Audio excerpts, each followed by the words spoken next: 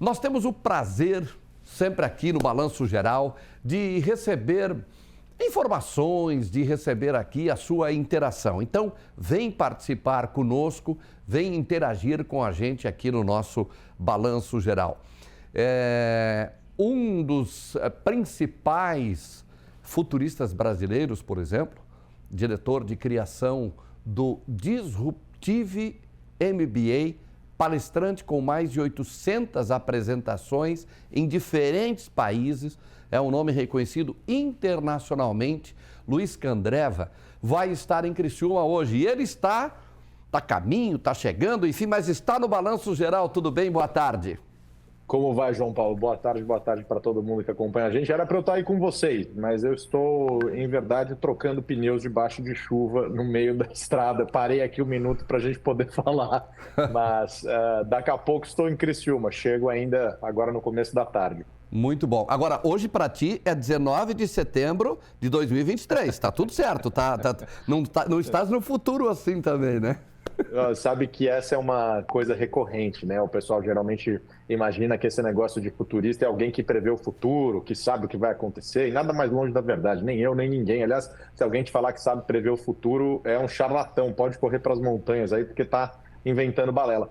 Mas a verdade é que a gente trabalha desenhando cenários de futuros prováveis, possíveis, desejáveis, que são muito úteis para empresas, para governos, para uma série de organizações. Então, essa pingada aí pelo mundo, como você colocou, indo para tudo quanto é canto, tem a ver com isso, com desenhar esses cenários e conseguir, de fato, levar isso para algumas corporações, para que elas tenham longevidade ou deem longevidade para a relevância que elas têm, né? Toda empresa, todo profissional tem uma certa relevância e essa relevância ela se perde durante a passagem do tempo. A gente ganha um pouco, perde um pouco e tal. A ideia é que a gente consiga dar longevidade para esse negócio e é isso aí que a gente faz durante o dia a dia, mas nada a ver com prever o futuro. Pois é. Agora, o que a gente tem que perceber, captar porque a gente recebe um emaranhado de informações a respeito. O que a gente precisa melhor interpretar e traduzir nessa questão quando a gente fala em futuro, para que a gente não perca o trem da história? Olha, achei muito legal que você trouxe no começo, óbvio, em caráter de brincadeira, essa ideia de que estamos no dia 19, está tudo certo, tá? Mas a verdade é que a ação se presente, né? O futuro é uma ilusão, ele não existe de fato, tal qual o passado. São coisas que a gente cria na nossa cabeça. Os dois, eles não existem hoje, né? Então, acho que muito mais importante do que olhar para todo tipo de tecnologia nova, novas tendências, esse hype todo que aparece entre várias coisas, é olhar de fato para aquilo que impacta, o que pode impactar no nosso negócio. Qual é a maior probabilidade, qual é a maior chance que isso tem de acontecer no momento presente e, obviamente, olhando em perspectiva em relação ao que vem para o futuro, mas trazer para o agora. O que a gente pode fazer no hoje para se preparar, para se defender de algum risco ou até, especialmente, para aproveitar alguma oportunidade. O mercado de mídia, por exemplo, no qual, inclusive, a AMD está inserida, é um mercado, como você falou, a gente recebe um emaranhado, um volume absurdo de informações, de modo que a informação lá atrás era escassa e hoje a informação ela é abundante. Mas qual informação? Qual qualidade, né? Então, a relevância passa muito menos por levar a informação e muito mais pela credibilidade que a informação tem. Em época de fake news tão efervescente, só se fala disso para lá e para cá, entender isso é uma coisa super importante. Isso é uma coisa fácil de você antever, no sentido em que todo mundo pode produzir e distribuir informação hoje, coisa que não era possível há 15, 20 anos, nenhuma pessoa poderia fazer o que eu estou fazendo aqui agora, por exemplo, com tamanha facilidade de simplesmente pegar e entrar numa ligação no meio da estrada e conseguir conversar e trocar com vocês aqui. Então, qual é o valor que tem? É da informação em si ou da tomada de decisão que vem dela? Então, para resumir, João, eu diria que olhar para a dor que se resolve e não para como se resolve aquela dor, quer dizer, qual é o problema central que você resolve no mundo e não a maneira como você faz para resolver isso é muito mais importante, porque os problemas eles perduram no tempo, as soluções elas mudam com uma frequência muito grande, dado que elas dependem de novas tecnologias, de comportamentos, conjunturas que são coisas bastante maleáveis durante a história da humanidade. O mundo corporativo está na tua leitura se inserindo nisso. Como nós estamos nisso? Eu vejo, e é curioso porque a gente tem o privilégio, pela EIO, que é a minha empresa, a gente atende segmentos variados, assim, atende montadora de veículo, atende grupo de mídia, atende entretenimento, ou seja, áreas completamente bens de consumo, áreas completamente diferentes, construção e tal. E o mais curioso de tudo é que em todos eles eu encontro mais ou menos os mesmos desafios, os mesmos problemas. O que indica, e isso é uma percepção muito clara de todo mundo, de que o problema é humano, ou seja, a questão é muito mais de apego ao modelo de negócio, é muito mais de uma rejeição à mudança, que é normal, né? O ser humano, ele não é fã de mudança, a gente não gosta, eu mesmo que trabalho com isso também não gosto. Se a gente falar para todo mundo agora que vai ter que mudar a configuração da televisão para poder acompanhar vocês por outro lugar e tal, a boa parte do pessoal não vai acompanhar, né? A gente gosta da facilidade, o rio flui por onde ele tem menor resistência.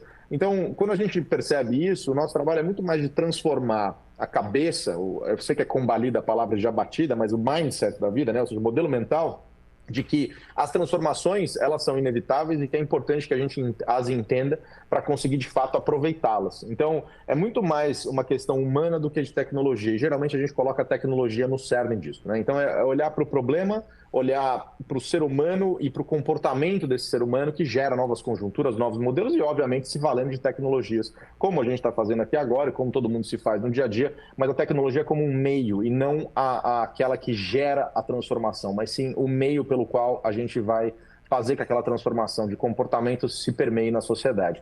Eu acho que esse é o grande desafio das organizações hoje, é conseguir usar a tecnologia a seu favor, mas entendendo gente no final do dia, é sempre sobre pessoas. Nesse teu caminho aí, o dilema do me inserir logo para não ficar para trás e aquele do, não, deixa eu ver se isso pega ou não pega, se é por aí. Ele é muito frequente? Ele é muito frequente e acontece uma coisa muito doida, né? Há algum tempo todo mundo falava aí de metaverso. Você deve lembrar bem, João, era a moda. Você deve ter falado muito aí também no Balanço Geral. Metaverso para cá, metaverso para lá e tudo isso e aquele outro. E depois, agora todo mundo tem um podcast. E se você vai perguntar por que as organizações estão fazendo o que elas estão fazendo, esses são 2 exemplos, mas existem vários, elas muitas vezes não sabem. As pessoas que fazem parte das organizações não sabem responder. A gente entra em muito hype. E eu entendo isso. A preocupação do executivo lá na frente é a seguinte: pô, se eu não entrar e esse negócio for um sucesso, como é que eu fiquei de fora? Eu fui o cara que escolheu não entrar nesse negócio. Então, é mais fácil entrar. Mas quando você olha, por exemplo, para as startups, eu não estou dizendo que elas têm as respostas, né, essas empresas de base tecnológica, de alto crescimento, etc., mas elas têm uma coisa que é particular, elas são muito frágeis. E por elas serem muito frágeis, elas não podem experimentar muita coisa. Elas têm que fazer aquilo que, de fato, pode trazer resultado. Elas não entram em muito hype, elas escolhem uma coisa para resolver e resolvem muito bem. Então, o que eu acho que falta um pouco é entender novas tecnologias e novas tendências vão aparecer. Essas coisas serão grandes novidades e algumas delas vão emplacar. Agora a inteligência artificial que está na moda e, de fato, realmente existem transformações mais profundas, ao meu ver, nisso. É entender quais delas, voltando para aquele ponto anterior, resolvem, de fato, a dor que a gente resolve. Então, um exemplo de uma empresa de mídia, como eu falei, no final do dia não é levar informação. Levar informação, hoje em dia, existem inúmeras maneiras, até mais eficientes do que, por exemplo, um jornal originalmente, ou até um programa de televisão. Mas qual informação, com qual qualidade, como é que a gente ajuda as pessoas a tomarem decisão? Há pouco a gente estava vendo uma reportagem aí do pessoal mencionando as suas opiniões sobre o horário de verão, e tem lá suas vantagens e desvantagens, cada um tem sua preferência. Mas como é que a gente ajuda as pessoas a tomarem decisão? E no final do dia, a dor é essa. Qual é a tomada de decisão que eu faço? Vai chover, eu levo o guarda-chuva, não levo. A empresa A comprou a ação da empresa B, comprou a empresa B, eu deveria comprar a ação de uma ou da outra. Quer dizer, a tomada de decisão se tornou mais difícil. Com mais informação, tomar decisão se torna mais difícil do que menos difícil, né? Porque você tem um exagero. Então, quais são as tecnologias que ajudam a gente a resolver essas dores principais? E aí isso vai fazer com que a gente fuja do hype, fuja da moda, fuja das tendências que são a moda da vez. E isso é bastante importante para que a gente não desperdice esforços aonde eventualmente a gente não tenha retorno ou tenha um retorno menor. Luiz Candreva, de mais de 800 apresentações em vários países, palestras em vários países do mundo e principalmente, claro, aqui no Brasil, vai estar conosco hoje à noite num evento da ND e a gente deseja aí uma muito boa estada por aqui. Obrigado, uma boa tarde. João, eu que agradeço. Santa Catarina é sempre um estado que me recebe muito bem. Eu, inclusive, adoro, não estou falando para agradar todo mundo, não, mas eu adoro essa parte do país e é um privilégio poder estar com vocês. Hoje a gente vai fazer um bate-papo sobre o futuro, que eu espero que as empresas saiam de lá oxigenadas para a gente desenhar coisas e manter essa relevância que é tão difícil no Brasil. Muito obrigado. Obrigado. Valeu, muito obrigado, Luiz Candreva, conosco aqui no nosso Balanço Geral. Ele vai estar à noite nesse evento aqui em Criciúma. Amanhã a gente vai te mostrar tudo sobre ele aqui no Balanço Geral também.